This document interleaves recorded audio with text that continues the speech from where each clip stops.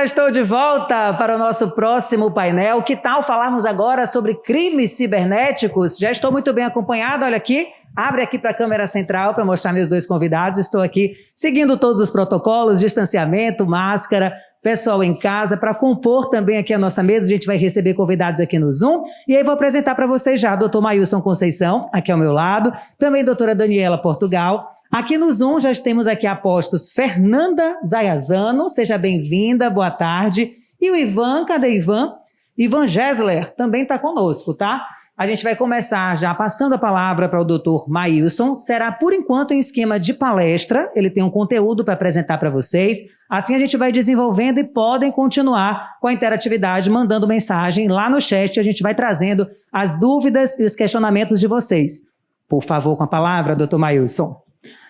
Boa tarde a todos e a todas. Gostaria inicialmente de dizer que para mim é uma satisfação imensa estar participando desse painel, ao lado de excelentes pessoas. Saudar aqui os meus companheiros do painel, a doutora Fernanda Ravazano, a Dani Portugal e a Ivan. Dizer que está sendo uma experiência gratificante estar compartilhando este momento com vocês. E antes de começar minha fala, não poderia deixar de parabenizar o sucesso que está sendo o segundo Congresso Online da Geoadvocacia. Temos alcançado números expressivos, mais de 8 mil inscritos. Então, isso é um motivo para nós comemorarmos e sabermos que esse é o congresso que entrará para a história da Geoadvocacia baiana. Bom, dando início à minha fala, eu vou trazer um pouco a abordagem a respeito do linchamento virtual, a cultura do cancelamento e as suas consequências jurídicas. Hoje em dia, muito se escuta e muito se fala sobre a cultura do cancelamento. Mas o que seria essa cultura do cancelamento? O que seria esse cancelamento? O que seria a prática desse cancelamento? Diante dos reality, diante de tantas coisas que vemos na mídia, esse assunto se tornou muito evidente.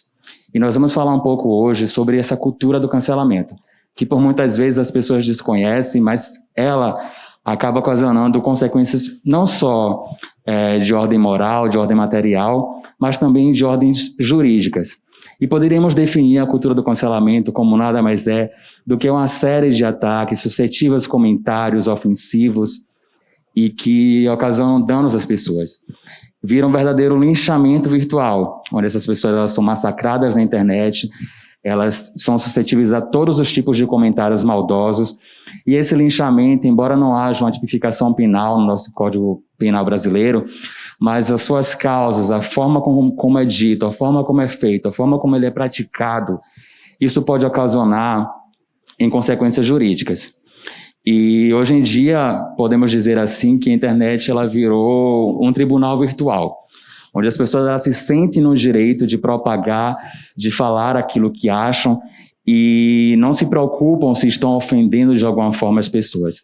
Elas acham simplesmente que existe um direito da liberdade de expressão e que, garantidos esse direito constitucionalmente, elas podem propagar todo tipo de informação.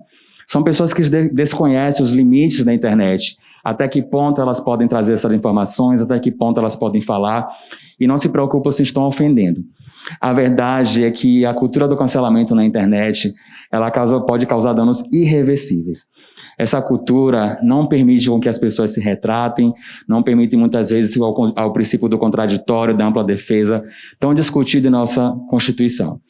Também é discutido em nossa Constituição o princípio da presunção de inocência, onde ninguém será considerado culpado até o trânsito em julgado da sentença. Porém, na internet, todo mundo é culpado até o que se prove ao contrário. O problema é que muitas vezes na internet as pessoas elas não têm a oportunidade de provar esse contrário.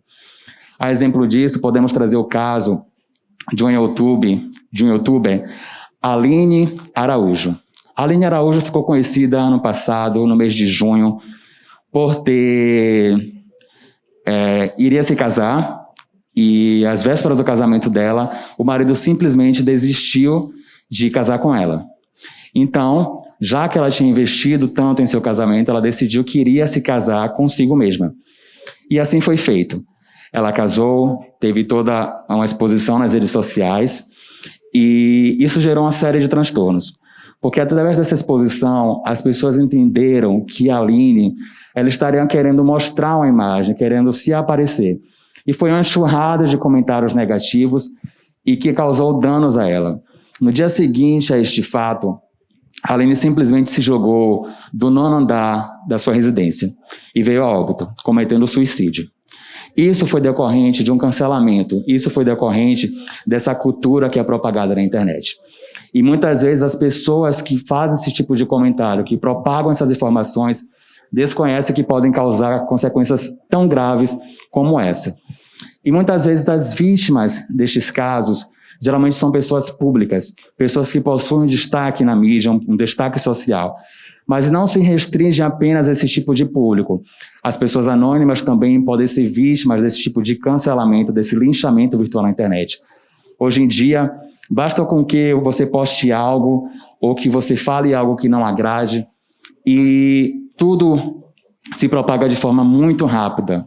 Porque a internet hoje em dia ela tem esse poder de propagar essas informações e tudo é compartilhado de forma muito rápida. Então, é preciso se atentar a este fato. É preciso saber que há uma garantia constitucional do direito à liberdade de expressão, mas que essa garantia ela vem acompanhada de responsabilidade. E o que seria, então, essa liberdade de expressão? Até que ponto a gente pode falar de liberdade de expressão sem ofender o direito de outro? Até que ponto existe esse limite para que eu possa me manifestar na internet sem que eu possa ofender o direito alheio? Como eu disse anteriormente, a questão da liberdade de expressão ela é preconizada na nossa Constituição, no nosso artigo 5º, inciso 4º, que garante a todos a livre manifestação de pensamento. Porém, nesse mesmo dispositivo, em seu inciso 10, ele traz que são invioláveis a imagem, a honra, a vida privada. Ou seja, quando há uma violação a esses princípios fundamentais que são garantidos na nossa Constituição, a liberdade de expressão ela deixa de existir, passa de ser liberdade de expressão e passa a ter consequências jurídicas daí decorrentes. E o próprio dispositivo fala que quando são violados esses fundamentos que são garantidos, eles são passíveis de indenização de ordem material e de ordem moral. Mas não se restringe apenas isso.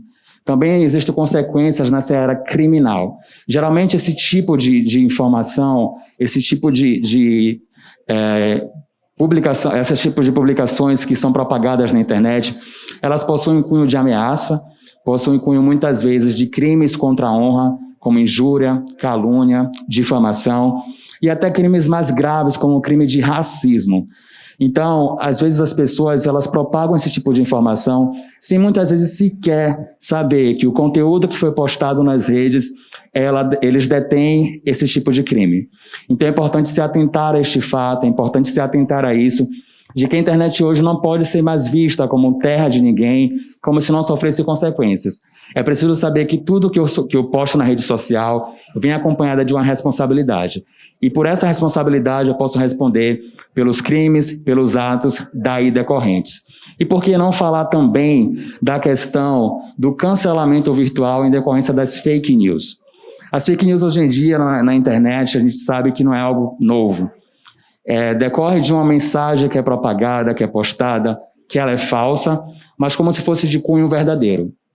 E as pessoas elas pegam essa informação, compartilham, sem sequer saber o conteúdo, sem sequer saber a origem, mas imbuídas daquele sentimento de fazer justiça, elas simplesmente compartilham, elas simplesmente propagam esse tipo de informação. E hoje a internet ela tem esse poder, e as informações elas chegam muito rápido às pessoas. Então, muitas vezes as pessoas, sem procurar saber a veracidade dessas informações, saem propagando esse tipo de coisa. E vou trazer um exemplo para vocês que ocorreu no ano de 2014. Foi divulgado um retrato falado no site do Facebook. Trazia a matéria a respeito de uma mulher que ela sequestrava crianças. Nessa matéria não citava nome, apenas existia um retrato falado de uma pessoa. As pessoas, ao observarem essa imagem, imbuídas do ódio e daquele sentimento de raiva por uma mulher estar fazendo crueldade com essas crianças, elas simplesmente começaram a massacrar e começaram a compartilhar esse tipo de informação na rede. E o que aconteceu foi que uma pessoa chamada Fabiana Maria de Jesus, ela foi confundida na rua com essa pessoa. E as pessoas, além de fazer um linchamento virtual, esse linchamento também foi real. Fabiana Maria de Jesus, ela foi morta simplesmente por ser confundida por uma fake news propagada na internet. Então, é importante ressaltar também que a responsabilidade ela não só decorre para aquele que publica essas informações, como também para aqueles que compartilham esse tipo de informação nas redes. É importante saber que se você não sabe o conteúdo, não sabe a origem, não sabe como essa informação foi para lá, você não deve compartilhar. Porque as pessoas que praticam esse tipo de atitude, elas acham que por ser várias pessoas, elas não serão responsabilizadas. Mas é importante ressaltar que cada pessoa que participa desses atos, elas são responsabilizadas sim.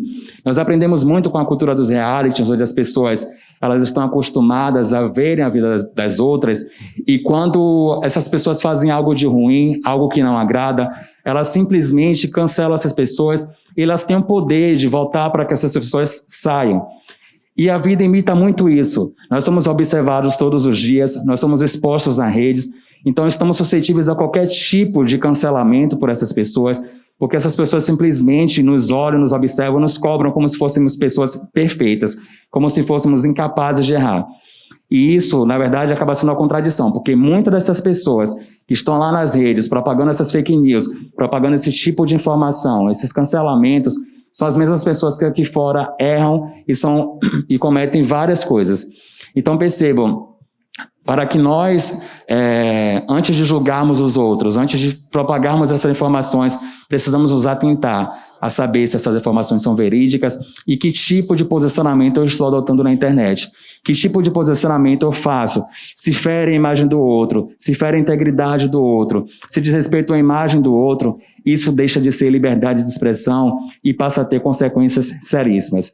E as pessoas que elas passam por isso, que são vítimas dessa cultura do cancelamento, elas podem procurar uma delegacia especializada e reportar este fato.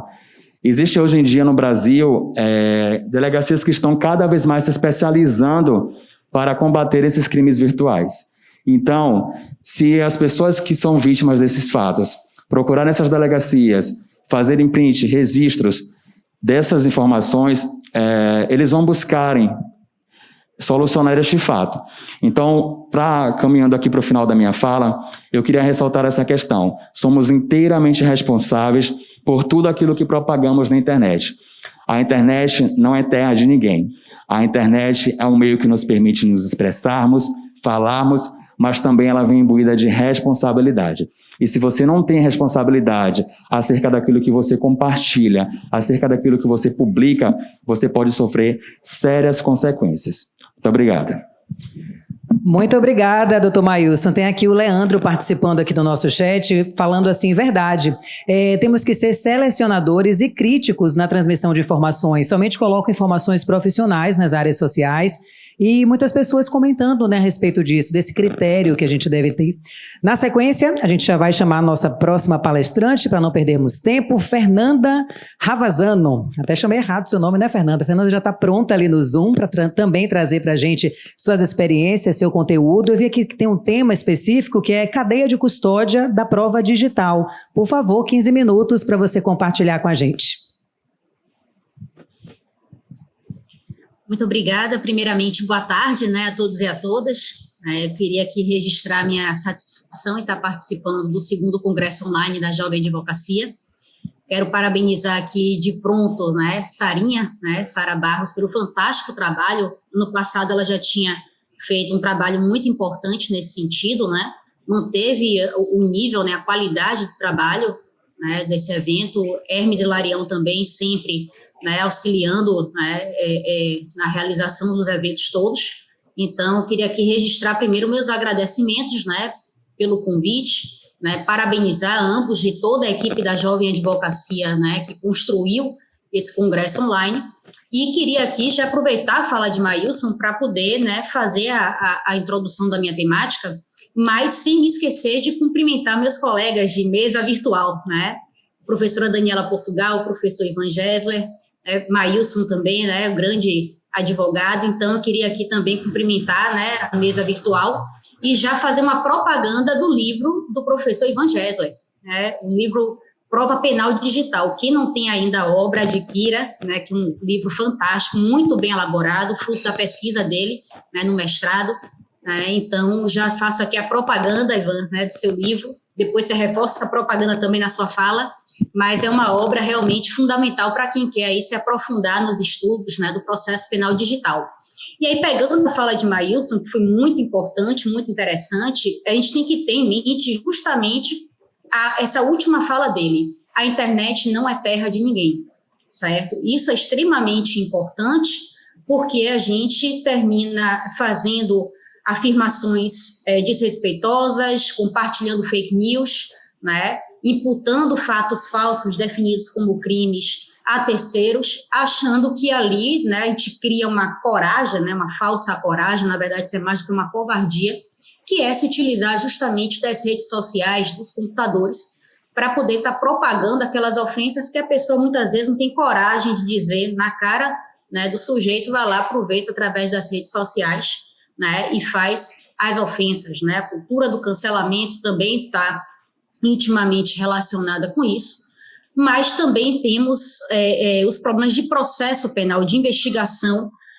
preliminar, né, especialmente para apurar eventuais irregularidades perpetradas através das redes sociais e também, né, crimes que não sejam a priori perpetrados através de redes sociais, mas que se utilizam cada vez mais dos meios tecnológicos.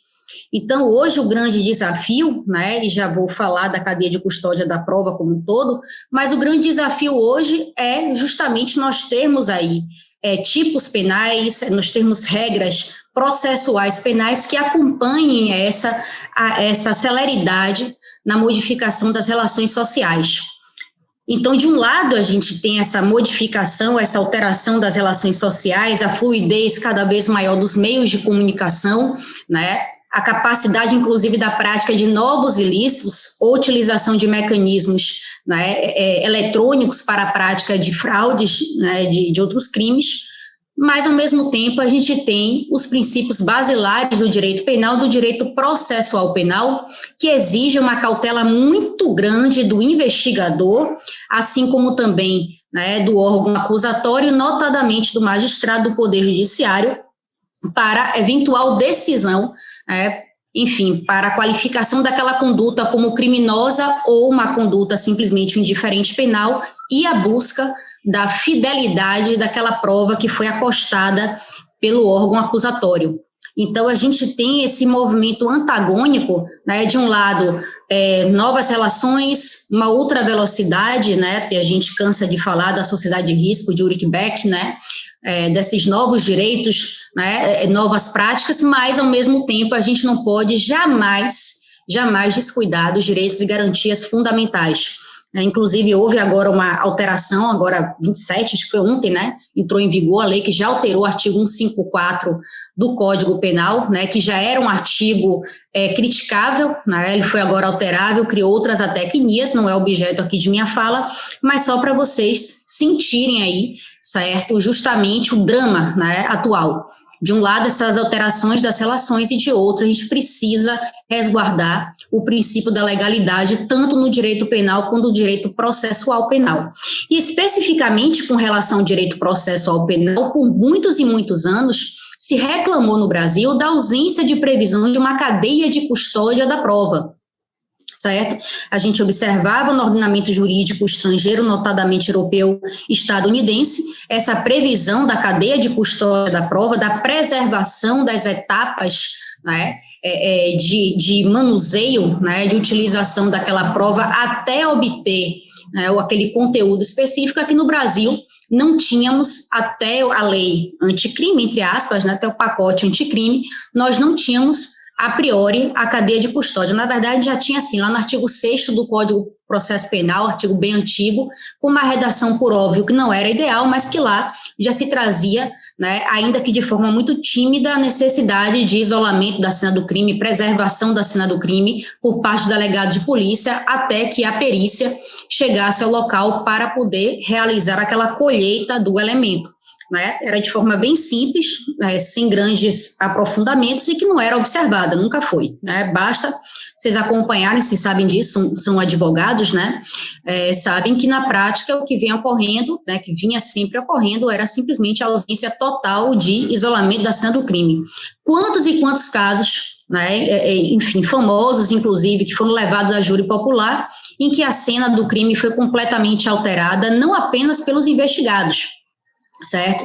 Com relação ao investigado, né, é uma situação, mas terceiros invadirem a cena do crime, mexerem, até jornalistas, né, a gente já viu, inclusive, em transmissões ao vivo, em programas mais sensacionalistas, jornalista ir lá, tocar no defunto, né, tocar no objeto do crime, mexer na cena, invadir um local que era para estar ali isolado, simplesmente porque, na prática, ele não era isolado, né? Nem aquela fitinha amarelinha lá que a gente vê em seriado americano, nem isso tinha.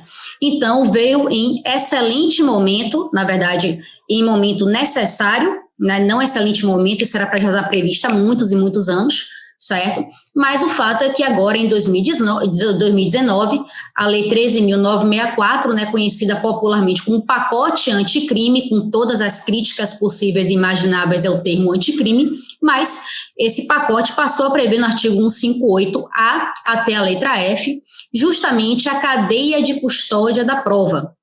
Na verdade, há uma aproximação aí com os próprios pilares da governança corporativa. Vocês tiveram ontem um painel fantástico, né, sobre compliance, e é justamente nesse sentido. Qualquer atuação nossa, dentro da área penal, da área civil, tributária, fora do próprio direito, ela tem que ser pautada sempre nesses 4 pilares, né? Accountability, que é a prestação de contas, transparency, que é a transparência, fairness, que é o tratamento igualitário, e compliance, que nada mais é do que atuar em conformidade, respeitando aí os preceitos legais, como também os demais regramentos a nível moral, inclusive. Então, a cadeia de custódia da prova, ela permite a verificação daquela prova, né, daquele elemento que foi apresentado no processo. Ou seja, eu tenho aquele elemento que consta no processo, eu vou fazer o caminho de volta, né, vou retroagir na minha conduta, né, em todas as etapas da colheita daquele elemento, até sua fonte.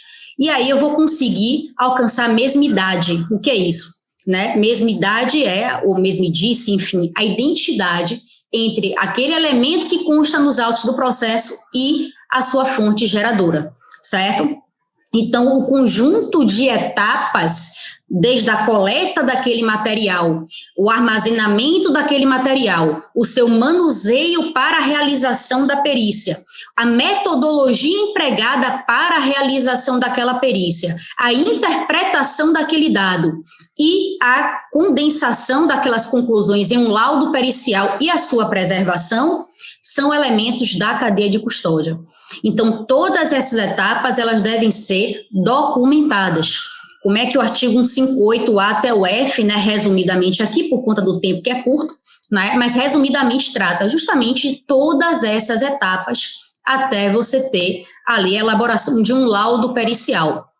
É muito comum, lamentavelmente, a gente ver, né, na Bahia e no Brasil inteiro, né, muitos laudos periciais feitos, né, de forma equivocada, né? O próprio local do crime, a perícia, ela não fotografa antes de começar, às vezes, a análise do local, né, do acidente do crime, né? Então, se fotografa o antes, quando chegou, para poder mexer nos elementos, né, manusear os elementos, quem é que coletou aquele elemento, não se constata absolutamente nada. Então, você tem um laudo pericial no final da perícia que você não sabe exatamente como é que aquela coisa foi utilizada, com aqueles objetos foram manuseados. Muito menos aí a maneira pela qual aquele perito analisou aquele elemento. Então, para evitar isso, para justamente garantir uma lisura e a mesmidade dessa prova, ou mesmidice, é que justamente a cadeia de custódia vai exigir essa análise cronológica, né, essa documentação de todas as etapas.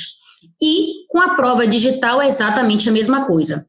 Embora alguns autores, né, alguns pesquisadores, né, estranhem o fato do CPP ele não trazer especificamente, a reforma foi agora em 2019, uma reforma recente, né, do pacote anticrime, mas ele se refere ali notadamente à matéria, algo tangível, palpável, que é a maioria dos crimes previstos na nossa legislação.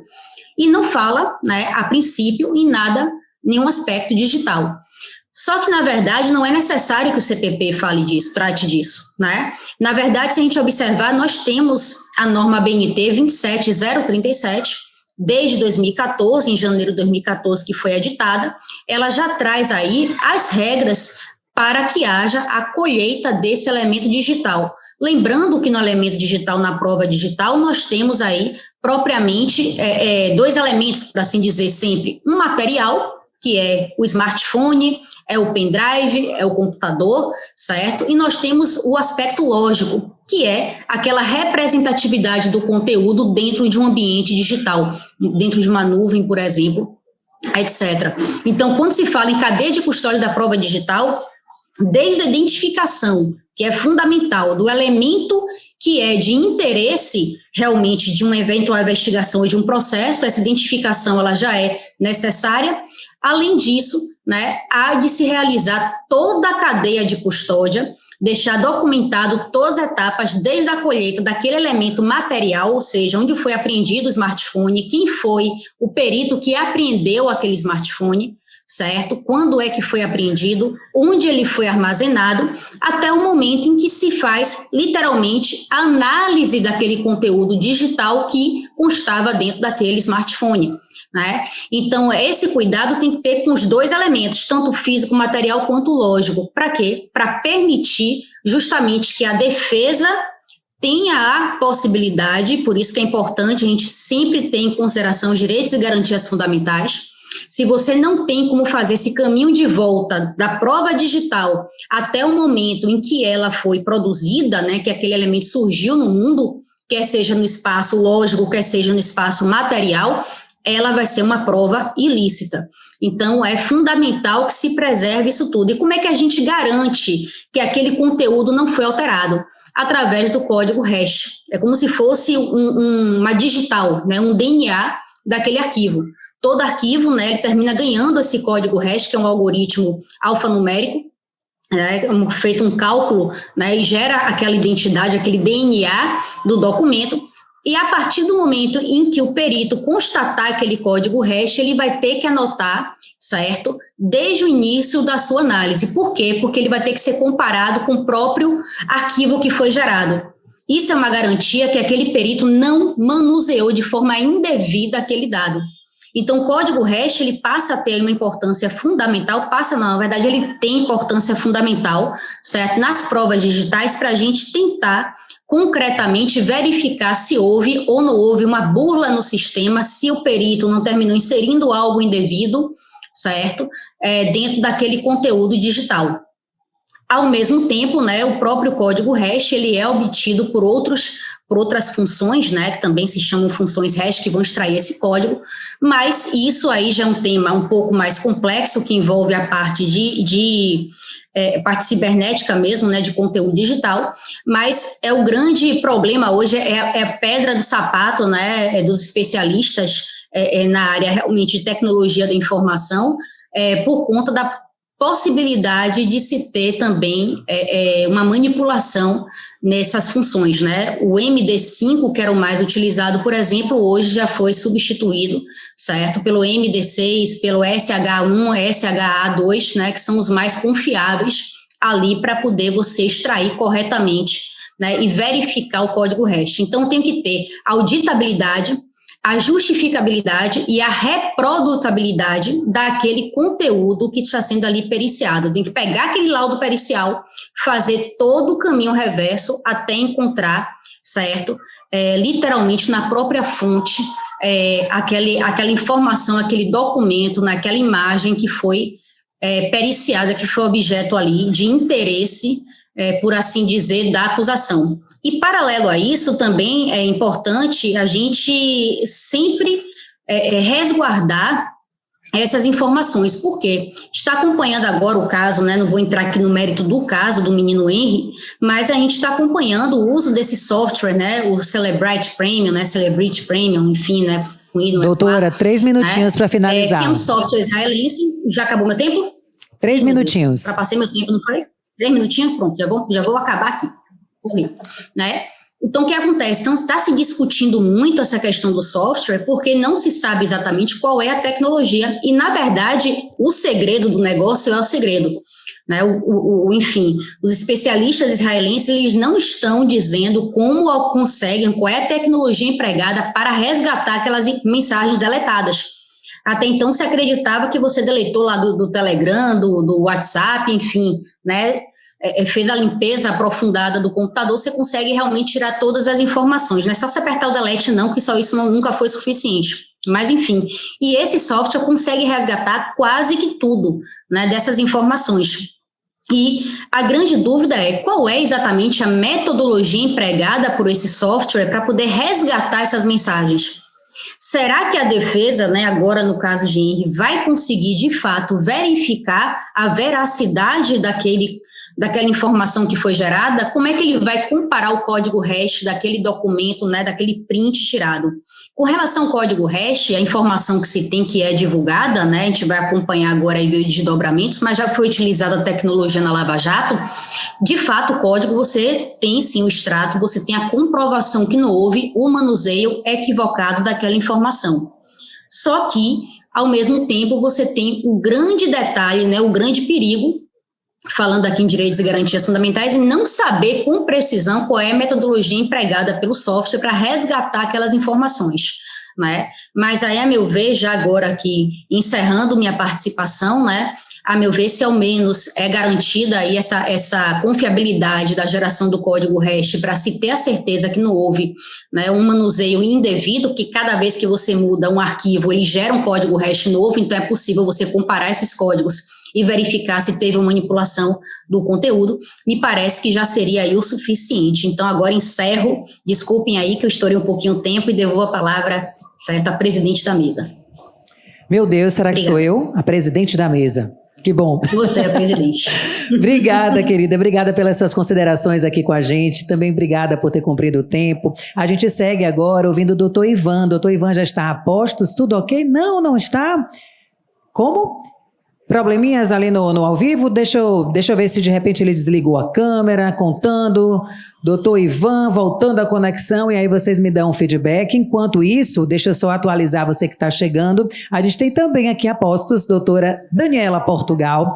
E aí a gente pode, né, antecipar e trazer então a doutora Daniela para o nosso debate, para trazer as considerações dela a respeito desse tema de crimes cibernéticos. Já está ok? É isso que vocês estão me sinalizando? Sim ou não? Não. Daniela, vamos lá, Daniela, então, trazer seu conhecimento para o público que está aqui acompanhando. Não, já trocou Daniela, porque Ivan já apareceu. É assim mesmo, gente, é ao vivo, viu? Não esqueçam disso não, vocês que estão aí conectados, tem disso. Na televisão é assim, no curso é assim, no congresso também. Doutor Ivan, tudo ok por aí? Boa tarde. Tudo ok? Tá me ouvindo bem? Estamos ouvindo. Boa tarde ainda. Estamos ouvindo. Som ótimo, imagem também ok. Por favor, Pronto. Seus 15 minutos. Ok. Boa tarde a todos. Primeiro agradecer ao AB Jovem aí pelo convite. Primeira oportunidade de estar aqui nesse congresso online, né?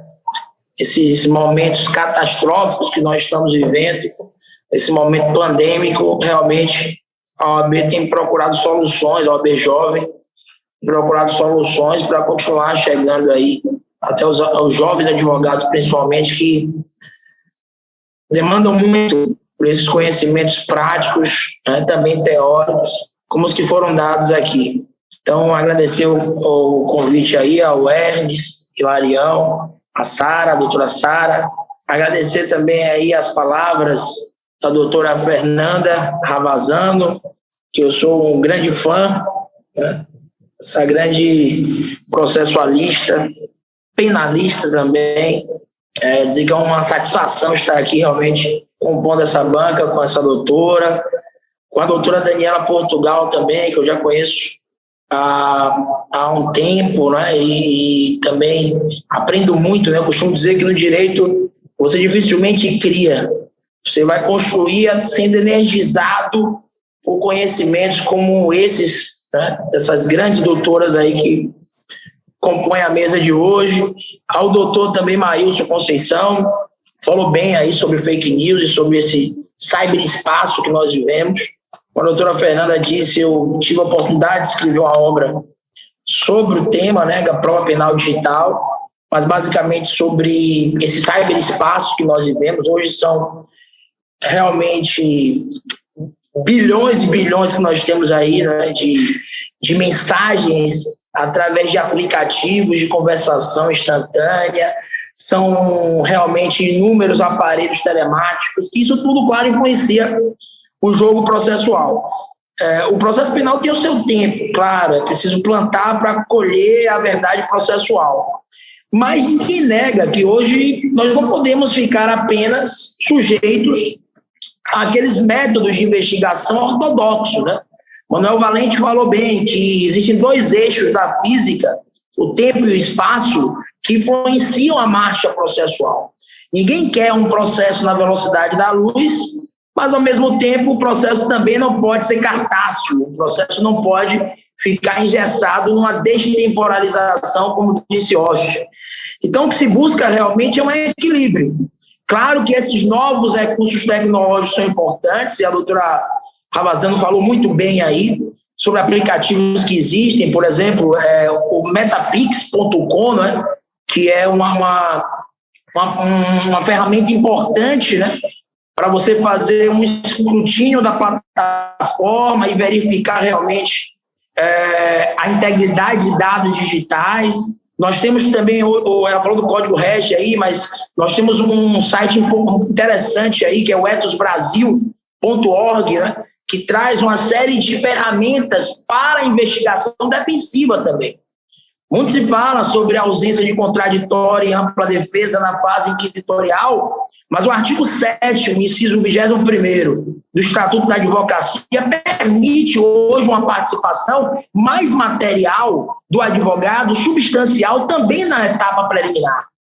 Então, tudo isso pode ser feito também por intermédio de uma advocacia 4G, utilizando esses recursos, sem atropelar direitos fundamentais. Claro que esses métodos ocultos de investigação, como interceptação telefônica, como a busca e apreensão telemática, como a utilização de mecanismos como esse, que a doutora falou aí, né, Celebrite, para recuperação de mensagens, tudo isso, claro, tem que ser também analisado e, em muitos casos, utilizado pela defesa. Então, a defesa tem que ter um papel mais substancial na fase preliminar. Nós não podemos ser um tigre sem dentes na fase do inquérito, principalmente porque sabemos que no Brasil há, de fato, uma tradição de que na maioria dos processos, na maioria das persecuções penais, a prova se resume àquilo que foi produzido, por exemplo, num auto de prisão em flagrante e é reproduzido na fase da instrução criminal. Esses métodos ocultos de investigação, como a interceptação telefônica, como a busca e apreensão telemática, hoje como a interceptação ambiental, que foi introduzida pelo pacote de crime, e agora tem previsão legal também na Lei 9296 de 96, a lei que já regrava a interceptação telefônica. Tudo isso, claro, é produzido na unilateralidade, sem contraditório. O contraditório só vai ser assegurado lá na frente, como a Mauri diz, de onde justamente deveria ter brotado o saber. Então, o que se defende é que não haja uma banalização desses recursos tecnológicos de investigação. A doutora Fernanda falou muito bem aí sobre a cadeia de custódia das provas, e tem uma expressão em espanhol que não tem reprodução no português, que é mesmidade. Alexandre de Moraes fala sobre isso, por exemplo, que a prova tem que ser a mesma. Não é o Ministério Público, não é a Polícia Federal ou Civil que vai dizer o que é que tem pertinência temática defensiva. Então, a defesa tem o direito de acessar a integridade, a integralidade daquele arcabouço probante, daquele arcabouço probatório. Isso é contraditório, isso é paridade de armas. E agora está expressamente no artigo 58A do Código de Processo Penal, com a introdução feita também pelo pacote de crime. Claro que é pouco tempo, mas o recado que eu gostaria de dar para os jovens advogados, principalmente, é que não tem uma esperança. Nós não queremos realmente um positivismo ultrapassado, mas eu tenho discutido muito e pensado muito sobre essa liberdade do juiz na hora de decidir quanto a esses métodos ocultos de investigação e quanto aos casos penais em geral. Será que o juiz pode dizer qualquer coisa acerca de um determinado conteúdo legal? Nós precisamos de segurança jurídica.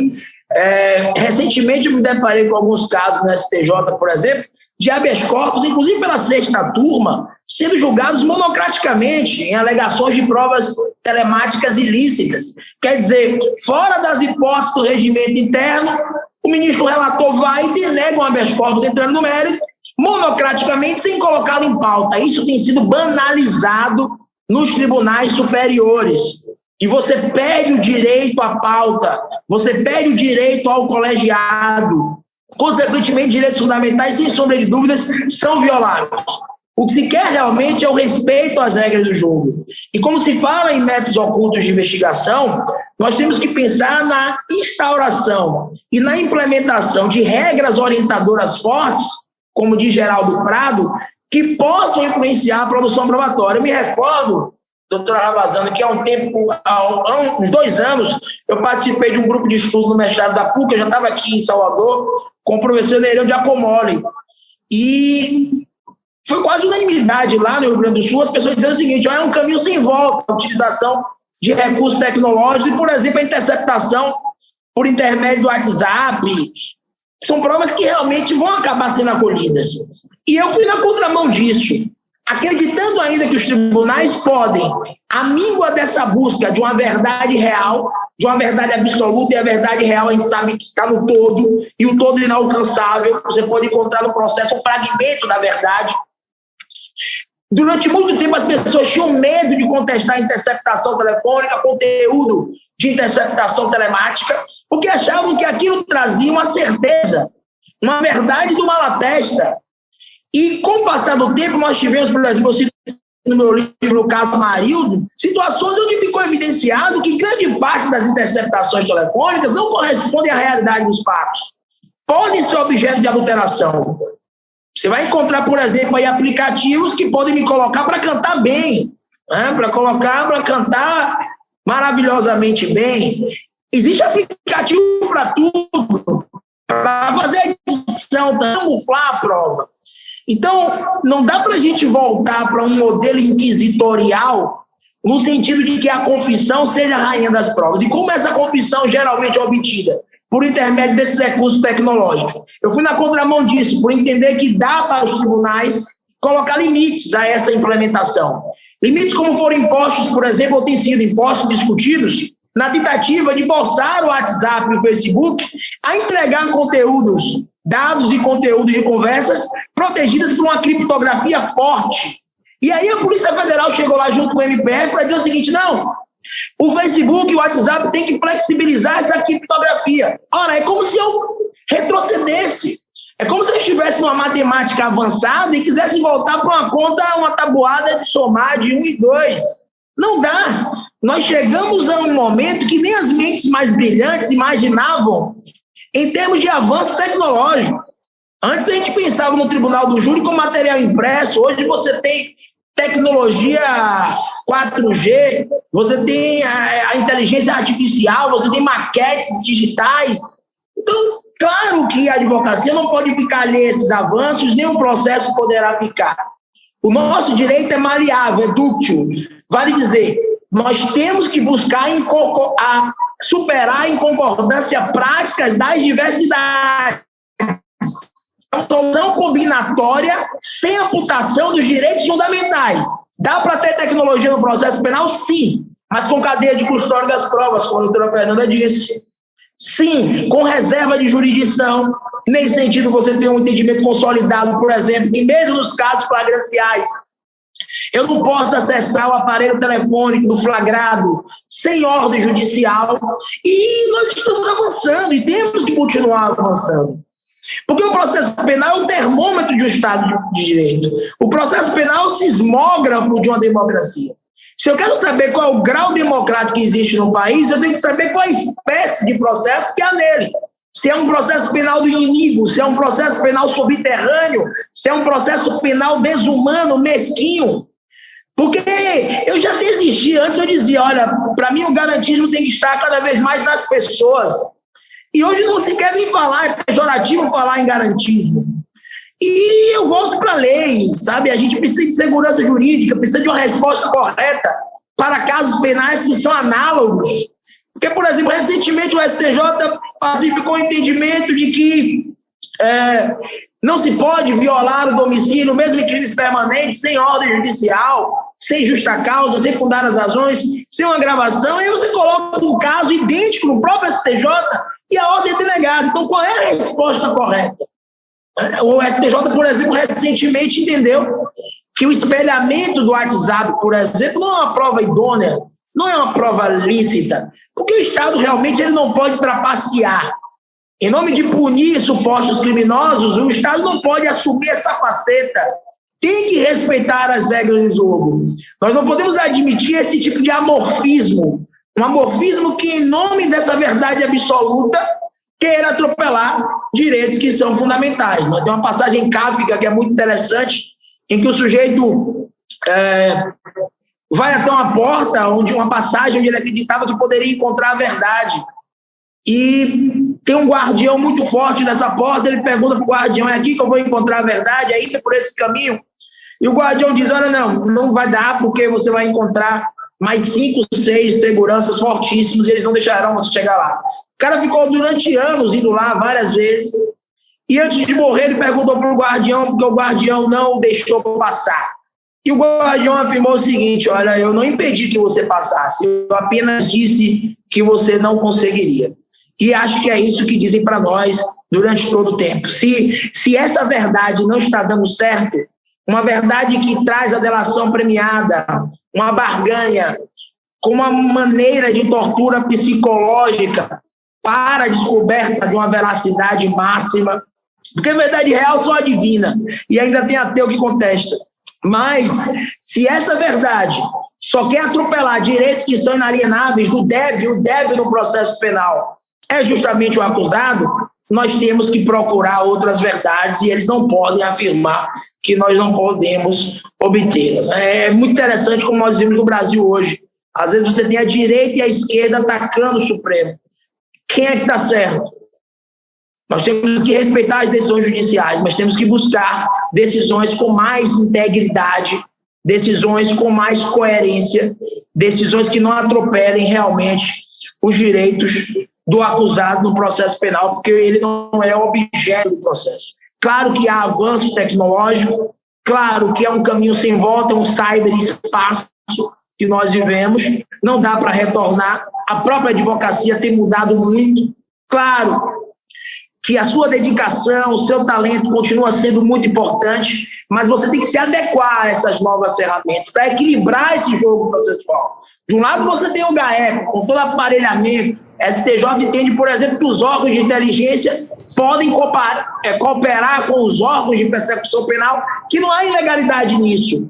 E do outro lado está você, que mesmo nas hipóteses onde você tem um cliente sem recursos suficientes para guerrear num jogo equilibrado, você vai equilibrar a balança com ferramentas que estão gratuitamente disponíveis aí, como as que a professora Fernanda citou, como as que eu citei aqui, ferramentas que podem propiciar uma advocacia investigativa, mais do que isso. Uma advocacia que tenha consciência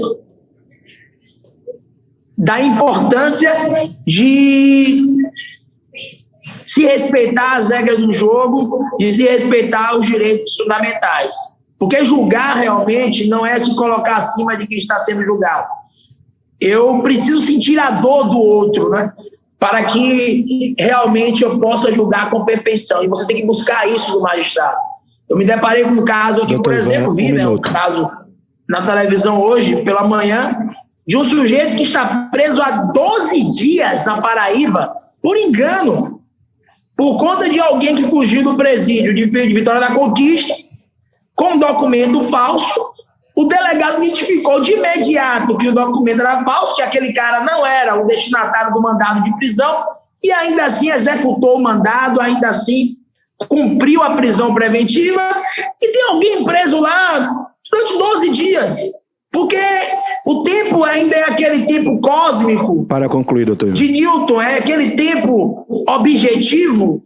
Existe um grande relojoeiro para controlar esse aspecto temporal? Não. Mais do que isso, desde a teoria da relatividade, nós sabemos que o tempo também é subjetivo.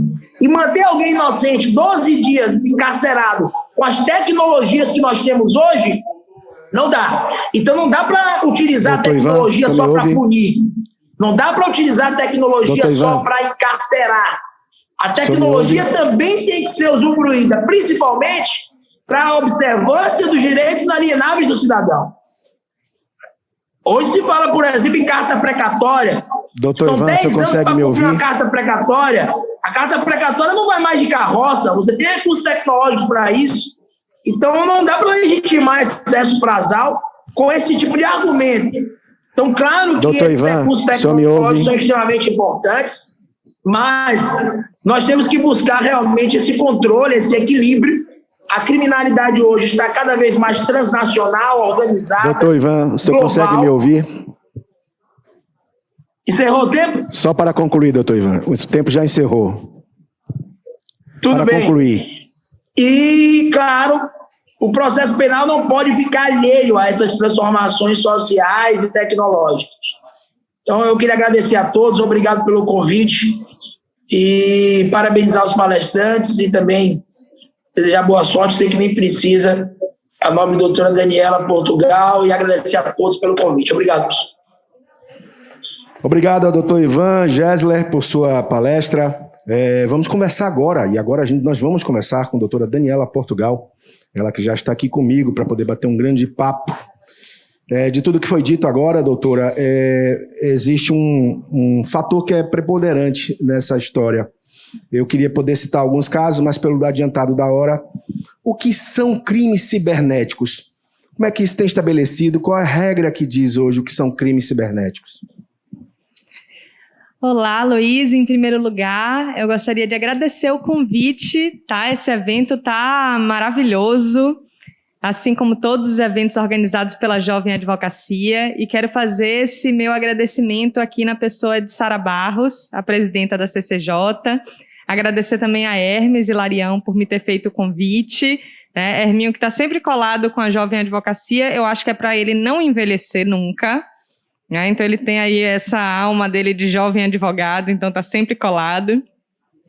E dizer que esse tema, para mim, é um tema muito importante, sobretudo no contexto de pandemia, em que a gente tem percebido realmente uma alta muito grande de crimes cibernéticos.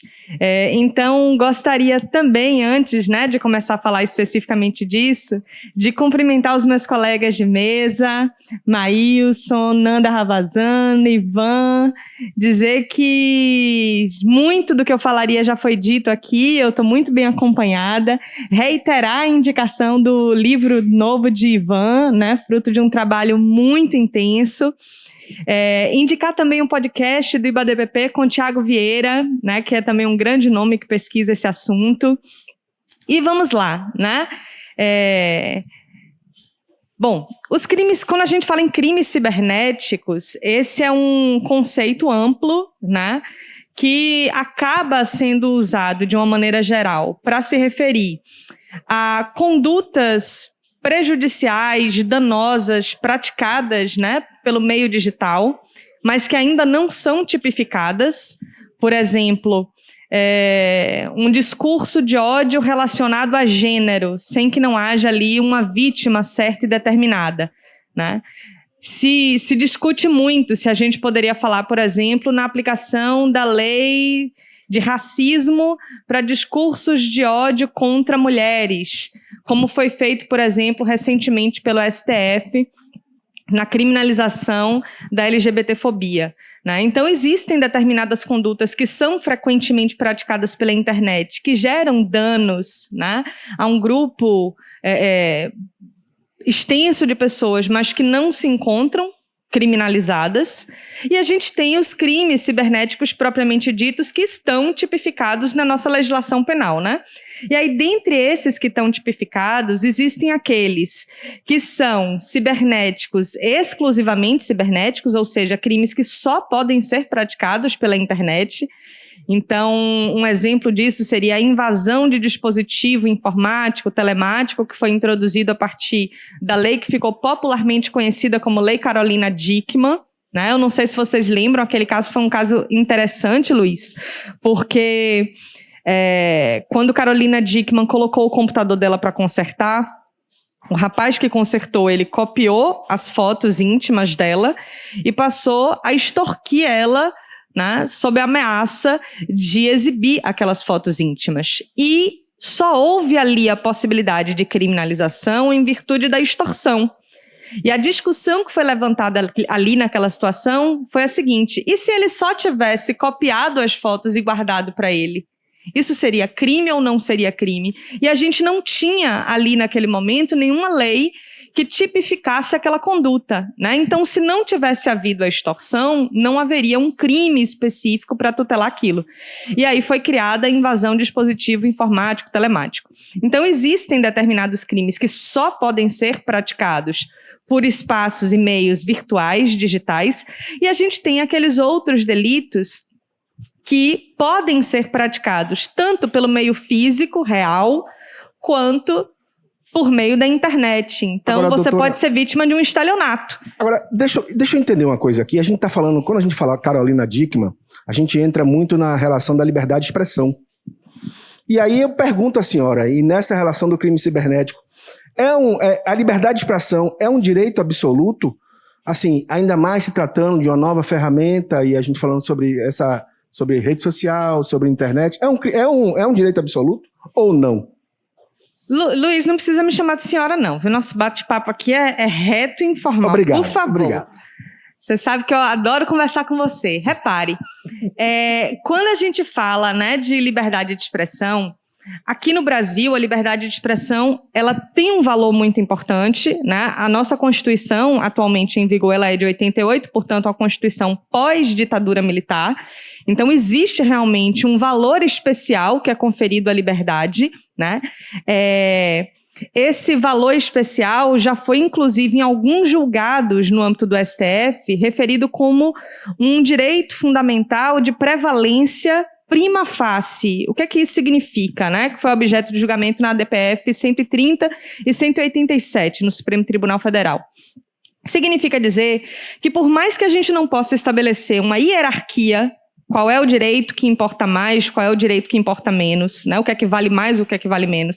Por mais que não haja uma hierarquia, determinados direitos, eles possuem uma dimensão de peso maior. Isso significa dizer que eles podem até ser sacrificados, flexibilizados em casos concretos.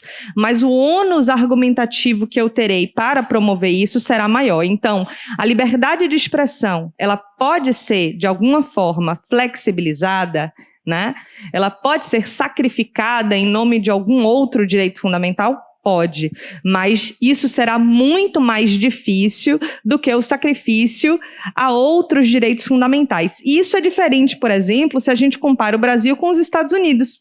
Nos Estados Unidos, na redação originária da Constituição estadunidense, não havia a previsão, né, da liberdade de expressão.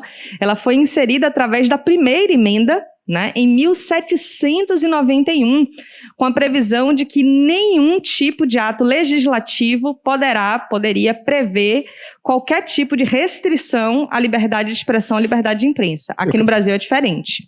Eu quero pegar esse gancho seu. Você falou sobre os Estados Unidos e a questão de liberdade de expressão. E nos Estados Unidos, em dado momento da sua história, principalmente em meados dos anos 60, houve a questão do combate ao racismo, ao preconceito racial. Vamos trazer isso para o nosso período agora, aqui onde nós estamos. O controle do discurso de ódio significa censura? Voltando à questão da internet, vai significar censura?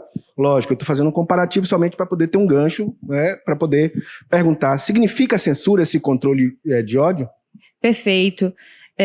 Mais uma vez, partindo da comparação entre Brasil e Estados Unidos, né, o hate speech, né, o discurso de ódio nos Estados Unidos, ele não é um conceito legal, não é um conceito jurídico, ou seja, é uma conduta que é permitida dentro do ordenamento jurídico estadunidense. Então, não existe, por exemplo, a criminalização do racismo ou outras modalidades de discurso de ódio, né? É por isso que a gente vai encontrar nos Estados Unidos associações como a Ku Klux Klan, né? Diferentemente do que a gente vai identificar aqui no Brasil. Aqui no Brasil, algumas formas de discurso de ódio são consideradas criminosas.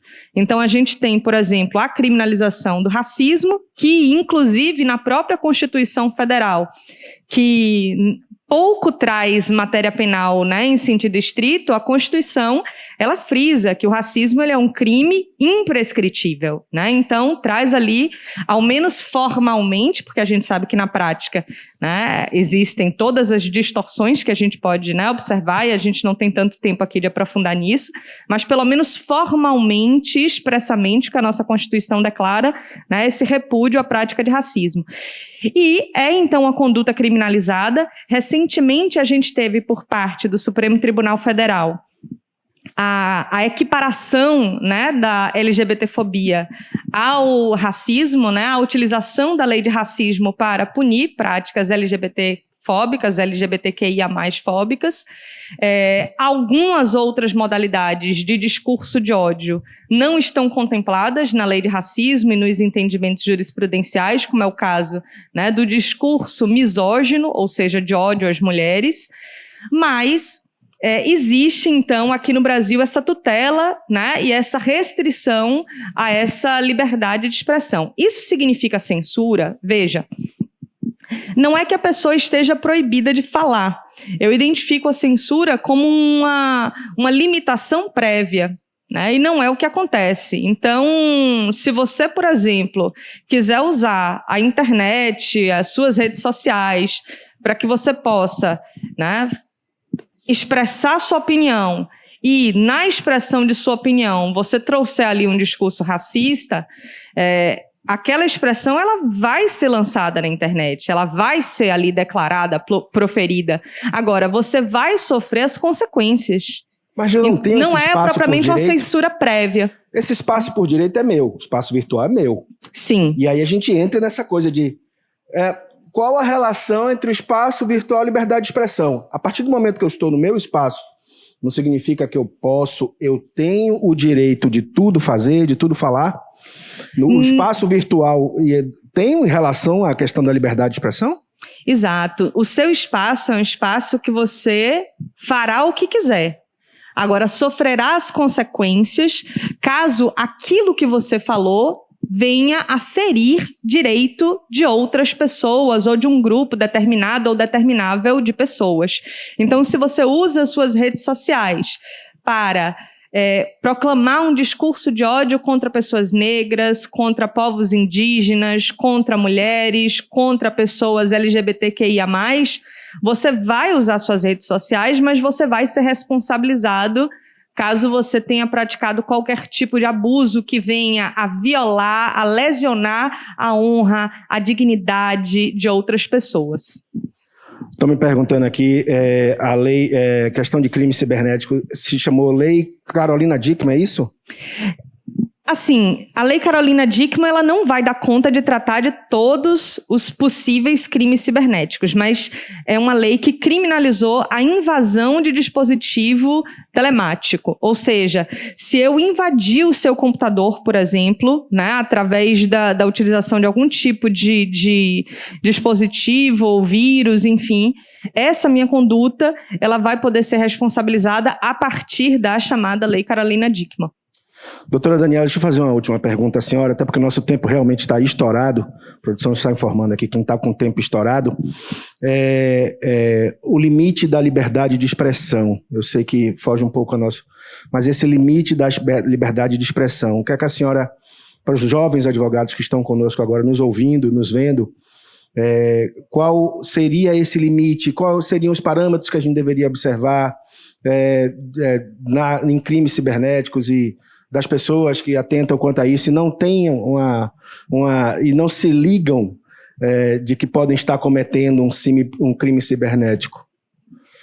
Bom, Bauman, antes de morrer, ele escreveu um texto falando sobre o fato de os espaços virtuais, de alguma maneira, servirem, ainda que não intencionalmente, como uma via de encorajamento à prática de agressões por meio, né, da internet, dentro desses espaços, porque gera uma falsa sensação de anonimato. Então, eu acho que deve haver, não apenas pela via do direito, né, pela via impositiva, autoritativa do direito, mas pela via da consciência individual e social, sobretudo, né, a reflexão sobre as pessoas reais e as lesões reais que são produzidas a partir dos nossos atos na internet. Então, eu ainda sou aquela pessoa que acredita na necessidade, né, de reflexão crítica acerca dos nossos atos e que acredita na possibilidade de uma evolução individual e social, sobretudo, nesse sentido, né? Então, para além da mudança de comportamento pela via da imposição de pena, né, que acaba sendo basicamente a linha com a qual o direito penal vai trabalhar. Então, eu acho que é importante a gente compreender os avanços que nos foram disponibilizados e oportunizados a partir da internet, mas entender também, a partir daí, que existe uma responsabilidade social grande no sentido de a gente utilizar desse meio de modo responsável, sem ferir o direito de quem quer que seja. Doutora Daniela, a partir da senhora, eu quero agradecer a sua presença, agradecendo aqui Daniela Portugal, agradecendo a Fernanda Ravanzano, agradecendo ao doutor Maílson Conceição e agradecendo ao doutor Ivan Gessler. Eu quero agradecer a todos. Esse painel se encontra encerrado, a gente vai ao intervalo e volta em instantes aqui com o nosso segundo congresso online da Jovem Advocacia Baiana. Vamos lá.